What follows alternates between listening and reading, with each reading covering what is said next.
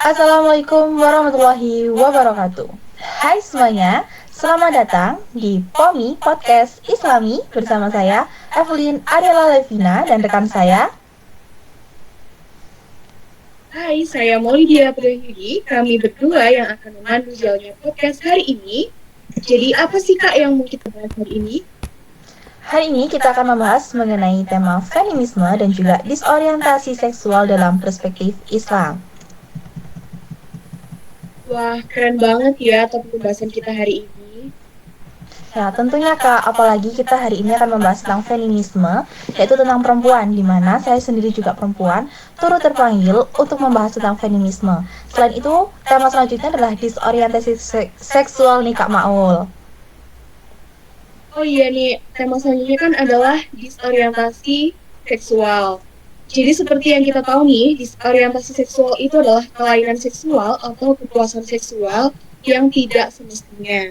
Itu kan bahaya banget ya Kak ya, apalagi sekarang itu lagi maraknya kasus LGBT.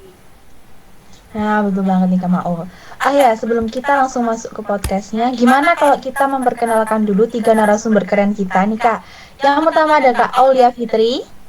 Halo, Hai, apa kabarnya Kak Aulia? Alhamdulillah sehat. Alhamdulillah. Yang kedua ada siapa Kak Maul? Yang kedua ada Kak Retma Anggita. Halo Kak Retma Anggita. Halo, Bagaimana kabarnya Kak Retma? alhamdulillah baik. Baik. Baik. Dan narasumber kita yang terakhir adalah Kak Nabila. Hai Kak Nabila. Halo, Gimana kabarnya nih Kak? alhamdulillah baik. Alhamdulillah. Kalau gitu kita langsung aja ya ke topik pembahasannya. Oh ya, by the way, perempuan itu kalau kita membahas tentang feminisme, ternyata pada zaman dahulu perempuan itu masih belum dianggap seagung sekarang atau belum dimuliakan. Karena aku pernah mendengar pada zaman Yunani, wanita itu tidak memiliki tempat yang bebas untuk bernafas. Arti dari kiasan bebas untuk bernafas ini maksudnya perempuan itu masih banyak yang dilecehkan, diejek, bahkan perempuan itu juga dianggap sebagai najis dan kotoran dari hasil perbuatan syaitan. Dan paling mirisnya adalah perempuan itu untuk di kalangan kelas atas, dia itu disekap, sedangkan untuk perempuan yang di kalangan kelas bawah, perempuan itu masih diperjualbelikan nih Kak Maul. Oh jadi begitu ya. Aku pun pernah mendengar pas peradaban Romawi, wanita sepenuhnya itu di bawah kekuasaan sang ayah. Tapi nanti setelah kawin, sang wanita itu akan menjadi di bawah kekuasaan suami. Apa sih yang dimaksud dari kekuasaan ini? Jadi kekuasaan ini tuh meliputi menjual, mengusir, menganiaya, dan membunuh. Jadi nanti apabila seorang ayah memiliki kekuasaan itu, jadi seorang wanita ini akan dibunuh, dianiaya atau eh, diusir atau lain sebagainya. Begitu juga nanti sebaliknya di bawah kekuasaan sang suami. Lalu nanti segala usaha wanita itu akan menjadi hak milik keluarga yang laki-laki. Lalu ada peradaban Hindu Cina. Peradaban Hindu Cina ini memiliki kesamaan dengan Romawi dan Yunani. Jadi, hak hidup seorang wanita itu yang bersuami akan berakhir pada saat kematian sang suaminya. Jadi, istri itu akan dibakar hidup-hidup pada saat sang suaminya meninggal. Jadi, apabila suaminya meninggal, sang istri pun ikut dibakar gitu. Nah, tragedi ini tuh mulai dari abad ke-6 sampai ke-17 Masehi. Jadi, kalau masyarakat Hindu sering dijadikan sesajen itu kan biasa disebut dengan dewa-dewa ya. Lalu selanjutnya itu ada petua sejarah kuno. Jadi mereka tuh mempunyai kepercayaan bahwa mereka mengatakan bahwa racun, ular, api itu tidak lebih jahat dari wanita. Sementara itu dalam petua kuno Cina kuno diajarkan Anda boleh mempercayai pembicaraan wanita, tetapi sama sekali jangan mempercayai kebenarannya. Gitu Kak. Wah, berarti kata-kata atau kiasan wanita racun dunia itu sudah ada dari zaman Cina kuno nih Kak Maul ya. Oh ya, Ya, benar. oke. Oh ya, aku juga pernah dengar nih pada zaman Yahudi dahulu itu ada bahwasannya perempuan itu tidak akan mendapatkan harta warisan dari keluarga laki-laki sama sekali.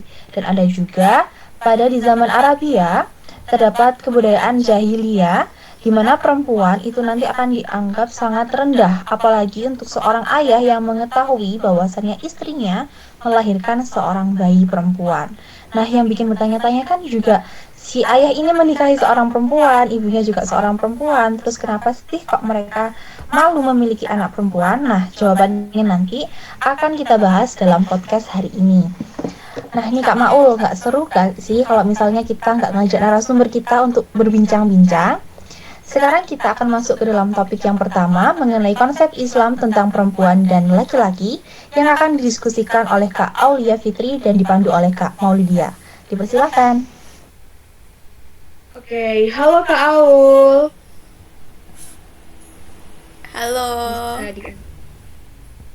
Bagaimana nih kabarnya? Sudah siap ya untuk ditanya-tanya mengenai konsep Islam tentang perempuan dan laki-laki? Untuk kabarnya saya alhamdulillah sehat dan insya Allah siap.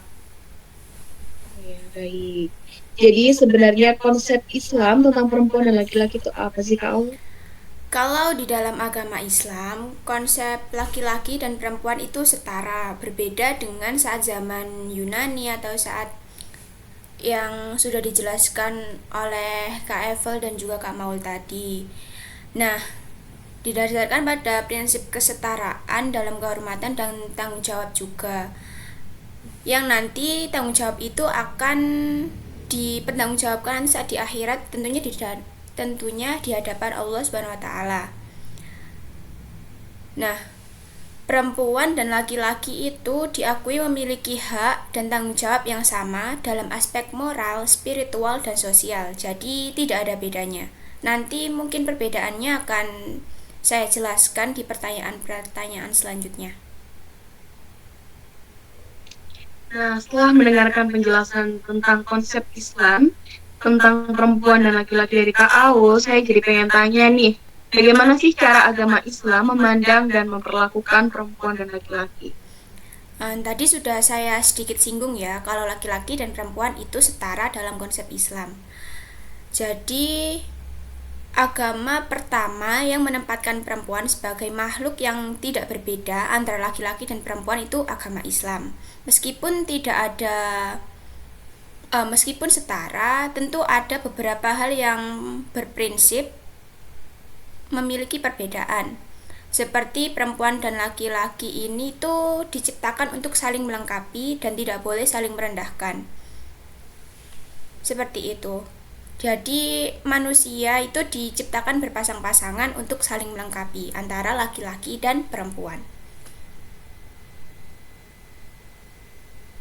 Oke, baik Kak Aul, saya jadi ngerti nih bagaimana cara agama Islam memandang dan memperlakukan perempuan dan laki-laki. Kan tadi sudah disebutkan ya, kalau perempuan setara dengan laki-laki.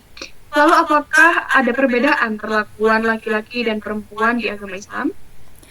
Pastinya ada perbedaan. Jadi di Al-Quran yang diturunkan kepada Nabi Muhammad SAW, itu Nabi berpesan supaya pria itu mengasihi seorang perempuan gitu, mengasihi istrinya,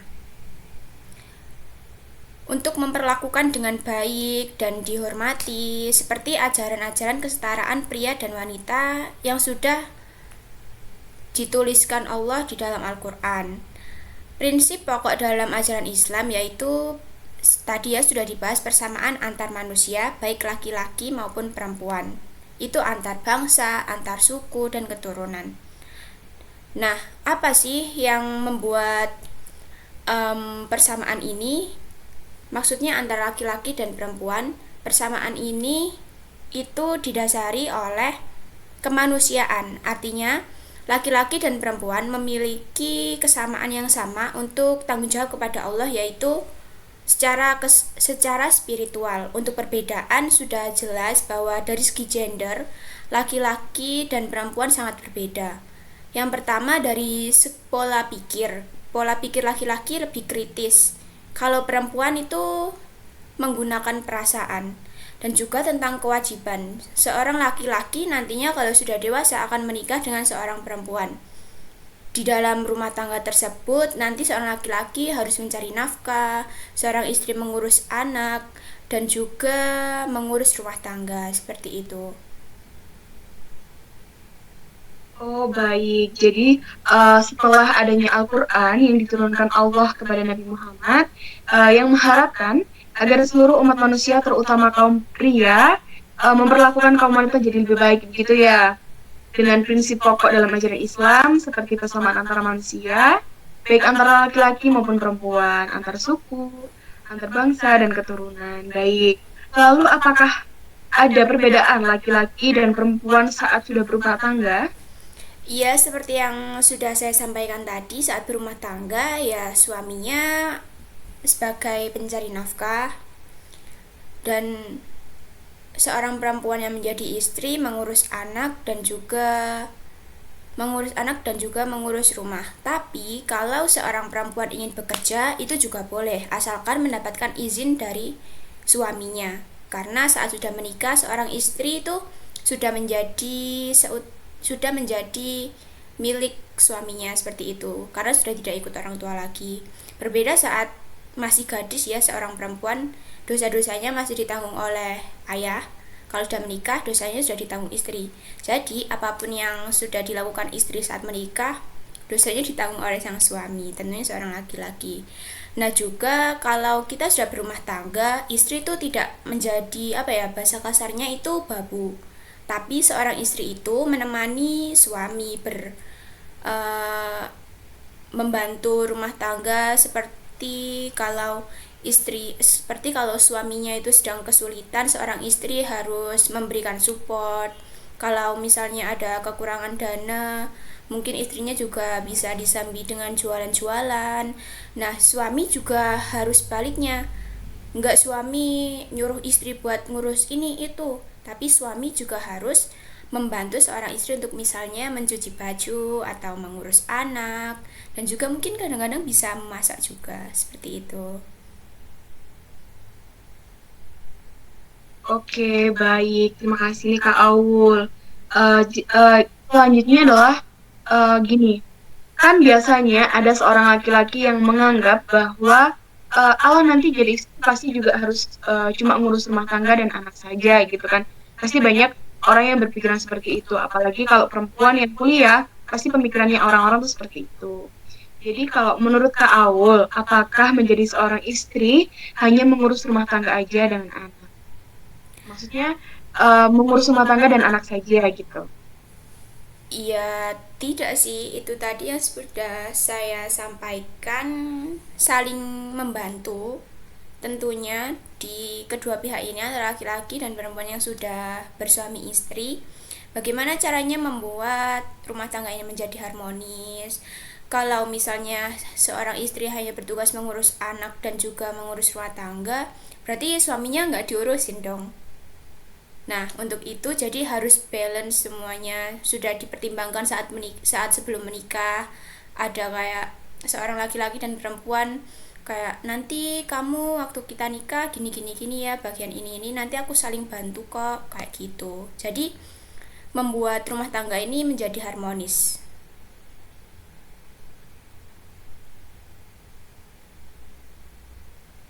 Oke, wah ternyata banyak sekali informasi untuk seorang perempuan yang kadang kita belum memahami, apalagi ini membahas tentang perempuan dan seorang istri yang nantinya kita sendiri akan menjadi seorang istri dan seorang ibu. Oke, terima kasih Kak Aul. Baik, sama-sama.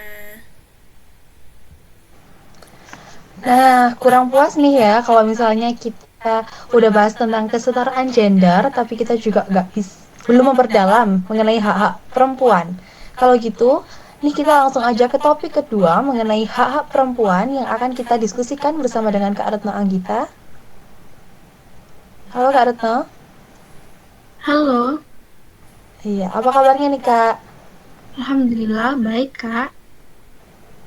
Alhamdulillah. Kalau gitu ini kita langsung aja mulai diskusinya ya Kak ya.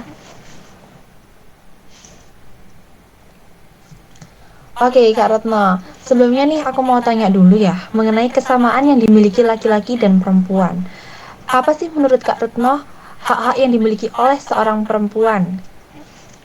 Menurut pendapat para ahli yang saya ketahui, yaitu Quraisy Shihab menyebutkan beberapa hak yang dimiliki oleh kaum perempuan menurut agama Islam, yaitu ada hak politik, hak bekerja atau profesi, dan hak belajar.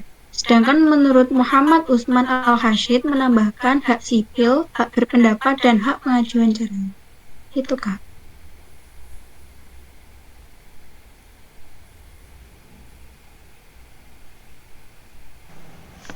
Oh gitu. Jadi kalau misalnya boleh diperjelas nih Kak, kayak gimana sih yang dimaksud kayak contoh perilaku seperti apa yang menjadi hak-hak perempuan gitu. Misalnya kayak tadi kan ada hak yang berdasarkan politik, itu contohnya apa aja bisa disebutkan gitu.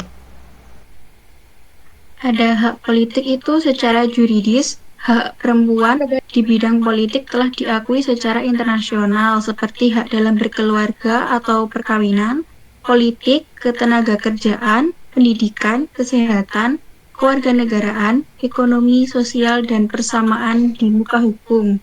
Lalu ada hak bekerja, yaitu perempuan memiliki hak yang dilindungi dalam dunia bekerja, termasuk hak atas perlindungan tenaga kerja, upah yang adil, dan perlakuan yang setara. Mereka juga berhak untuk tidak didiskriminasi dalam hal penempatan, promosi, dan perlakuan di tempat kerja. Yaitu ada hak belajar. Hak belajar perempuan juga dilindungi, termasuk hak untuk mendapatkan pendidikan yang setara dan berkualitas. Mereka memiliki hak untuk tidak didiskriminasi juga dalam akses pendidikan dan perlakuan di lingkungan pendidikan. Selanjutnya ada hak sipil. Hak sipil perempuan mencakup hak-hak seperti kebebasan beragama, kebebasan berekspresi, dan kebebasan berkumpul.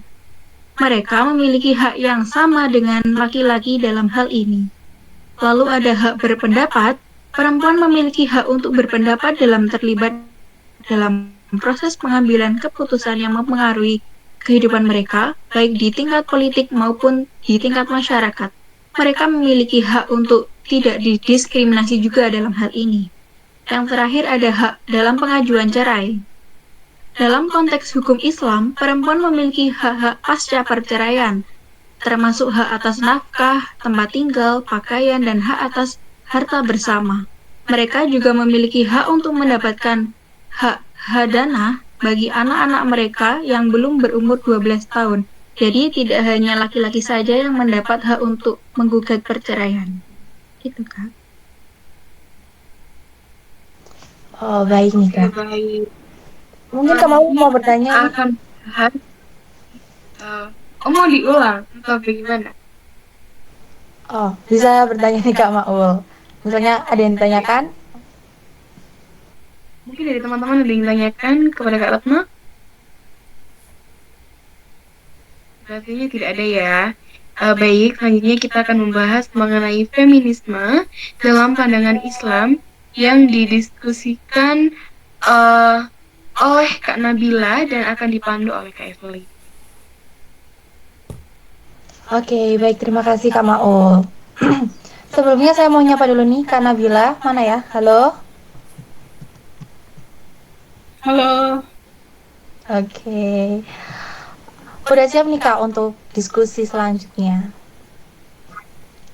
Siap banget, sebagai perempuan aku excited banget buat bahas ini. Oke nih Kak, langsung aja ya. Aku mau tanya nih Kak, menurut Kak Nabila gimana sih pandangan Islam atau ide dasar apa yang diperjuangkan Islam oleh feminisme? Jadi menurut informasi yang saya dapatkan nih Kak, pandangan Islam, ide dasar dan utama yang diperjuangkan oleh feminisme berupa kesetaraan kedudukan dan hak antara perempuan dengan laki-laki adalah sesuatu yang tidak benar dan menyalahi kodrat kemanusiaan. Memang benar, Islam dalam sejumlah aspek, terutama aspek kemanusiaan. Namun, hal ini tidak membuat Islam memberikan hak yang identik kepada perempuan dan laki-laki dalam semua hal. Allah menciptakan laki-laki dan perempuan dengan kondisi fisiologis dan psikologi yang berbeda. Berbeda perbedaan fisik dan biologis ini yang menimbulkan watak yang berbeda pula. Sehingga timbullah watak perempuan seperti cenderung perasa, impulsif atau cepat merespon, sensitif, dan watak laki-laki semisal cenderung rasional dan sistematis. Perbedaan-perbedaan ini kemudian menimbulkan fungsi yang berbeda pada diri mereka masing-masing disesuaikan dengan kemampuan individu. Seperti itu. Oke, kalau aku simpulin nih ya dari apa yang Kak Nabila jawab, bahwasannya ide dasar atau pandangan Islam dalam memperjuangkan kesetaraan kedudukan itu bahwasannya laki-laki dan perempuan itu dianggap setara dari segi apapun, gitu kan Kak. Tapi nih Kak, dari kesetaraan ini tuh banyak laki-laki yang kayak menyalahgunakan atau salah arti gitu ya, mengenai tentang kesetaraan, dimana memang perempuan dianggap benar-benar setara dari segala sisinya gitu. Menurut Kak Nabila nih Kak, gimana sih tanggapan mengenai isu penindasan karena laki-laki yang menganggap kesetaraan itu benar-benar setara gitu Kak, daripada perempuannya itu menjadi titik awal mula munculnya feminisme.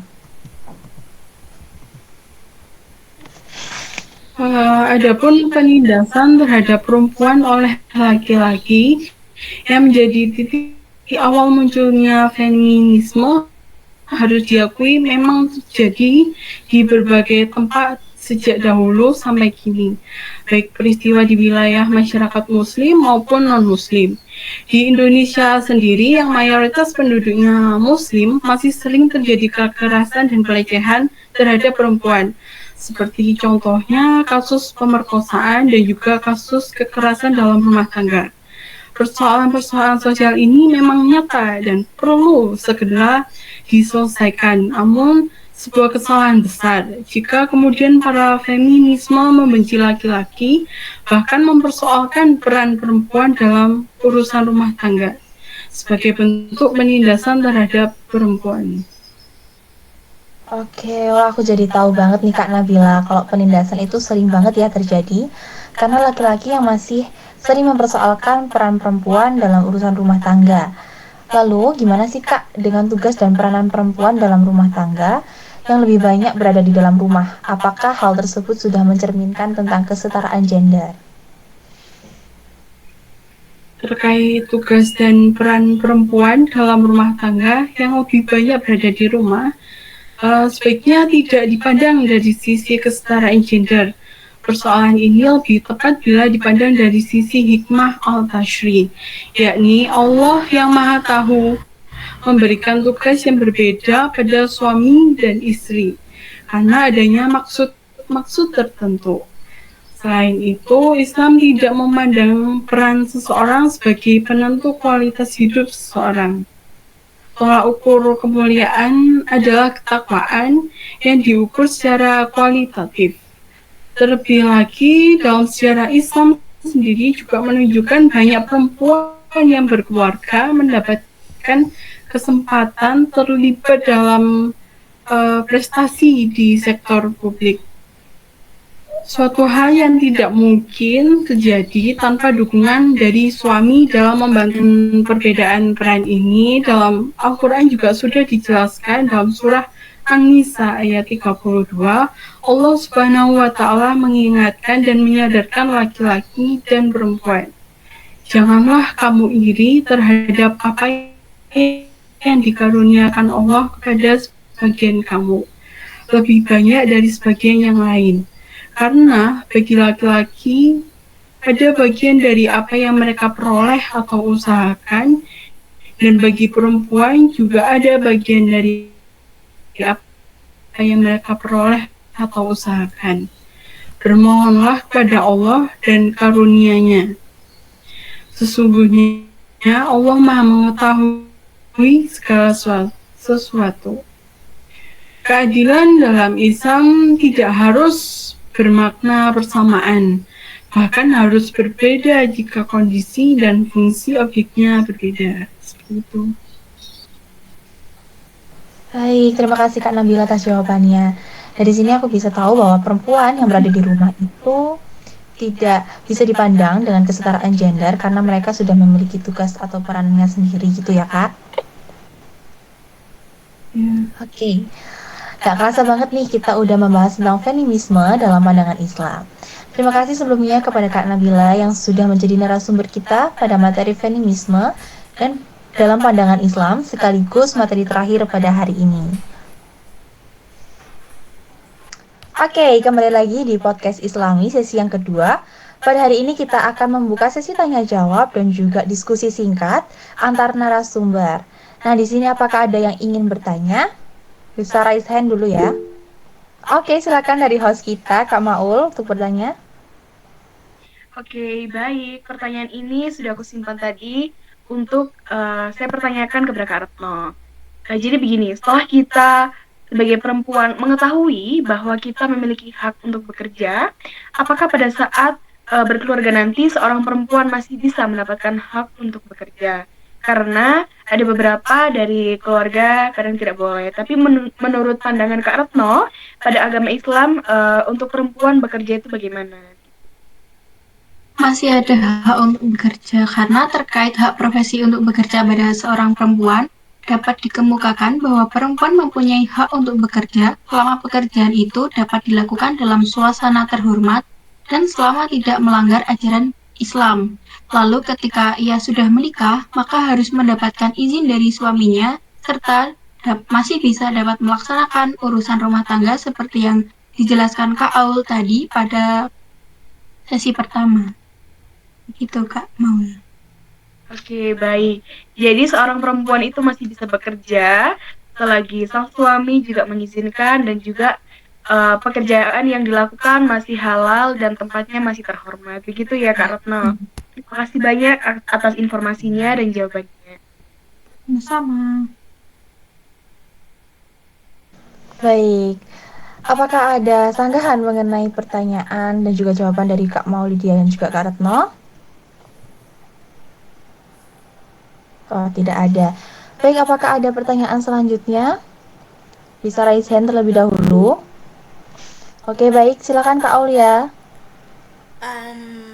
Ya, pertanyaan saya untuk Kak Nabila tadi yang tentang feminisme.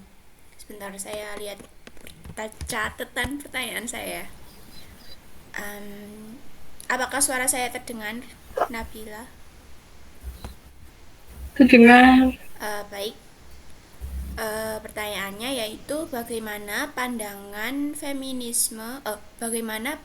terhadap feminisme bisa bervariasi di masyarakat?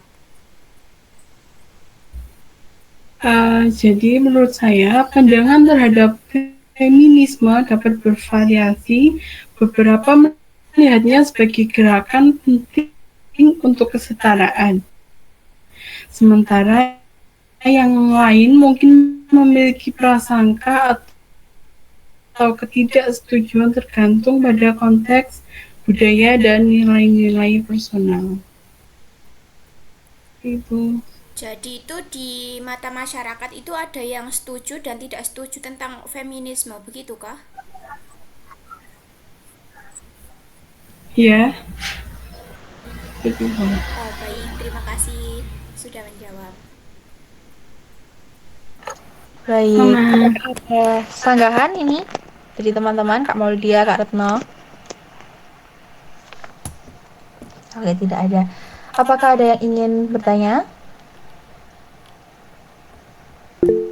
Oke, Kak Nabila, silakan.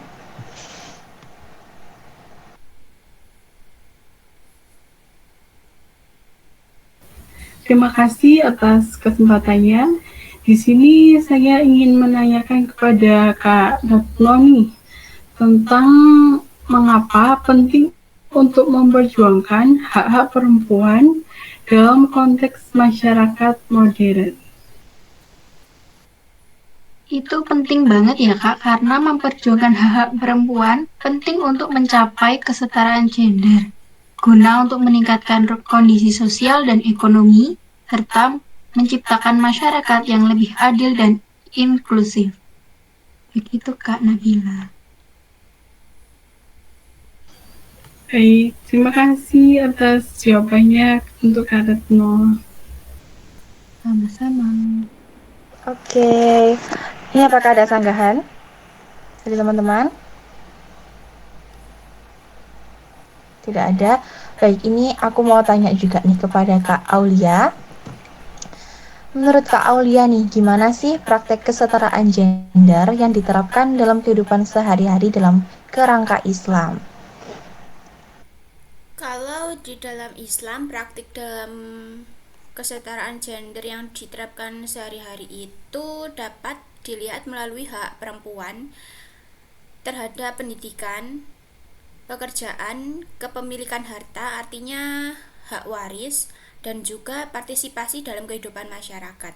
Di dalam Islam saat ini, di dalam Islam bahkan sejak dulu, perempuan itu nggak boleh nih dibuat babu, nggak boleh dilarang buat nggak sekolah, berpendidikan tinggi, juga tidak ada larangan untuk tidak bekerja juga. Jadi seorang perempuan itu memiliki kebebasan yang sama dalam hak sosial, haknya itu sama dengan laki-laki, seperti itu. Dan semuanya ini tuh ada dasarnya, yaitu di dalam Al-Quran yang sudah sangat benar di agama Islam, seperti itu. Oh, baik. Tapi Kak, ini kan kayak misalnya nih, ada seorang perempuan yang sudah melakukan pendidikannya ya, udah sampai di perguruan tinggi, tapi ketika dia menikah, seorang suaminya melarang dia untuk melanjutkan pekerjaannya gitu. Gimana sih menurut Kak Aulia tentang kesetaraan yang seperti ini itu?